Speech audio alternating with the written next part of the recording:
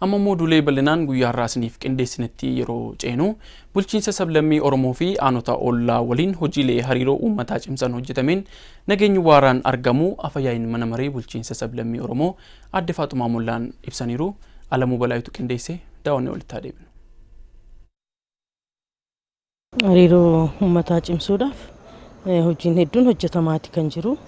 Tokkoffaa hojii sabquunnamtii uummataati kan hojjechaa jirru. Nisama akka mana mareetti taa'iiwwan adda addaa kabajaman irratti walitti dhufeenya aanootaa fi aanota godinoota ollaa naannoota ollaa wajjiniin hariiroon qabnu akka cimu hojiin guddaan hojjetamaati jira. Waan hedduun hojjetamaati kan jiru. Ummati fi ummati tokko kan walitti dhufeenyi isaadhaa cimu taa'iiwwan waliin kabajnu irratti yeroo waliin hirmaanneedha. Haala kanaatiin hojiin hedduun yeroo ammaa kana jalqabnee hojjechaati kan jiru. Tokkoffaa walitti dhufeenyi keenya kan cimuu dandeenyu ummati fi ummati yoo wal gaheedha. Kana irratti waltajjiiwwan adda addaa uumamuu ni danda'ani.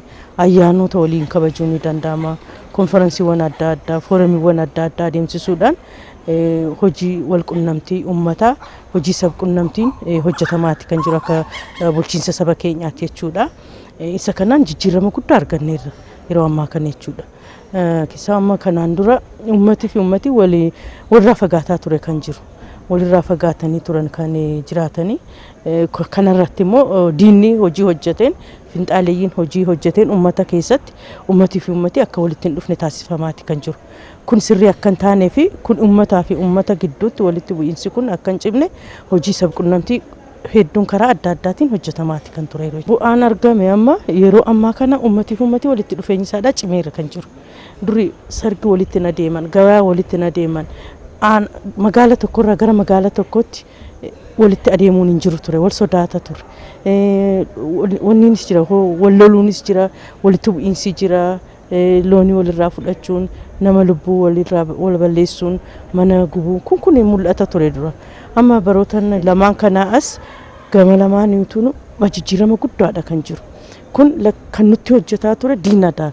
Akka walitti dhufeenya keenya hin cimne kan taasisaa ture diina jechuudhaan isa kana ofirraa qolachuun danda'ameera. Kun immoo bu'aan dhufeeru waltajjiiwwan adda addaa, konferensiiwwan adda addaa, taa'iiwwan adda addaa waliin kabajuudhaan akka walitti dhufu hariiroon uummataa akka cimu kan taasifamaati kan jiru. Kanaan immoo bu'aan guddaan yeroo ammaa kana dhufeera. Nageenya amansiisaatis akka dhufu kan taasise keessaa tokko hojiin kun hojjetamuu isaatiin kan ka'e. Keessaa hojiin guddaan kan hojjetameeru tokkoffaa gaggeessaan ofiisaatii adda duree ta'uudha qaba.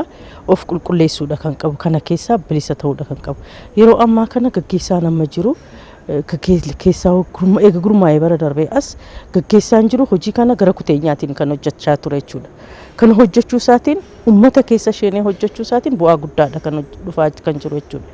Yeroo ammaa kana walitti bu'iinsi uummataa fi uummata gonkumaa hin jiru. Bilisa ta'eera. Uummati nagahaan jiraachaati kan jiru.